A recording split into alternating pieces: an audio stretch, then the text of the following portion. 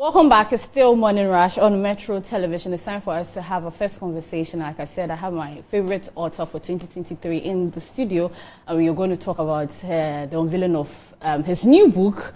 He was here, I think, a year ago to talk about the part one, and I didn't know, at that time, I didn't know there would be a part two. But then after reading, I got to know that there will be a part two, and I was just hoping that it comes out very soon. Finally, the book is actually here.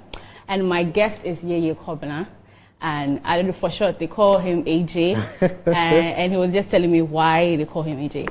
How are you? I'm good. It's good to see you. It's good to see you too. It's been like an entire year. Exactly, exactly. And I'm so glad you're in the studio. Let's move straight into the conversation. I read the book. So this is the first one that he actually gifted me.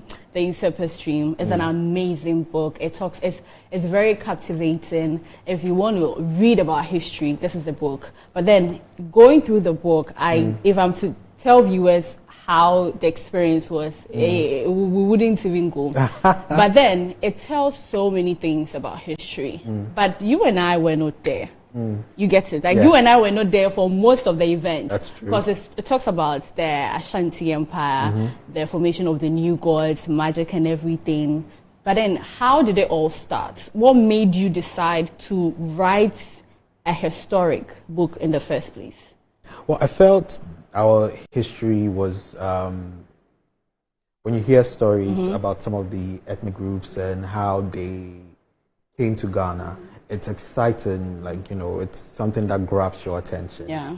But for the longest time, we don't really pay attention to it. So it was a matter of writing something that was exciting in the way that it not only entertained you as a reader, but it got you excited enough to go dig in for yourself to find out if this actually is true.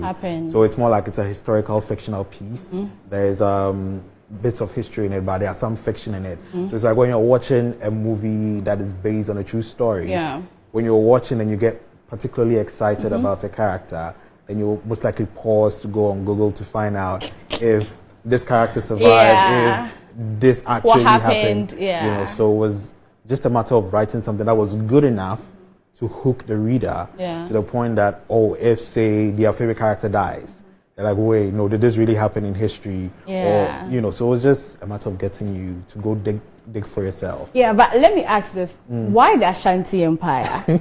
I get this question It could have a been lot. any empire. Why the Ashanti Empire? I get this question a lot. So I believe that in Ghana, one of the biggest exports culturally is the Ashanti Empire. So if I wanted to start with documenting Ghana's history in a fictional way, like, you know, for people to read, you don't necessarily have to be Ghanaian to be excited about it. I thought, why not start with a tribe or a group of people that are very popular internationally, and then sort of like warm my way up to the other tribes along the process. And that's very, very good. And when you read the book, it tells you so many things. One of the things that I noticed was that I felt it was more in a form of a dialogue. So my next question is, why have you thought of making it into a movie? That's like my next question. Initially, this was supposed to be a TV series.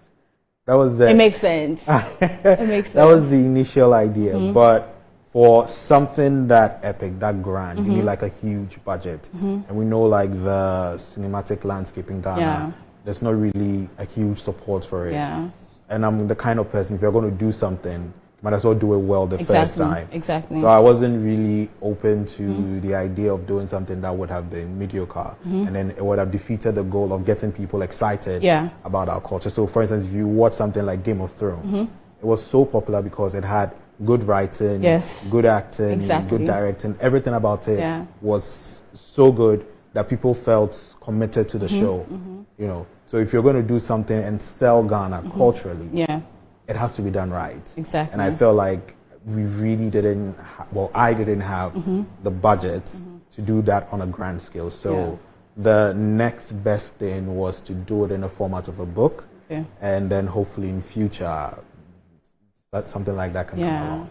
We'll be wrapping up the conversation very soon, but then I will tell viewers that, so I'm someone who doesn't really like to read a lot. It's not something good I'm supposed to be saying. But then I read the first book, that's The Usurper's Dream, and it was so amazing. It talks about like the Ashanti Empire, it talks about Osei Tutu, it talks about Dintra, it talks about Doma, it talks about so many things. And it is very easy for you to read, for you to understand. So after reading this, and it was the part one, the part two is finally out, and that is a thousand suns. And Charlie, it's okay. How long did it take to do the part two? So it's usually like a year.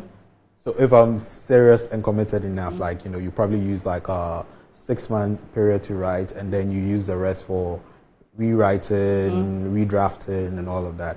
But sometimes, you know, like writer's block, or, you know, you have work. Yeah. So it's like it might take a long period to get it done. Yeah.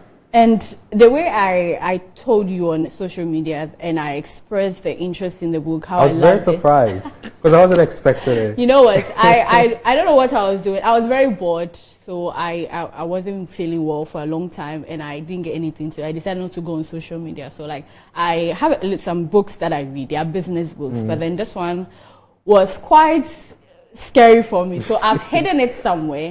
I just took it and I started reading. Yeah. And it didn't take me like 2 weeks to finish reading.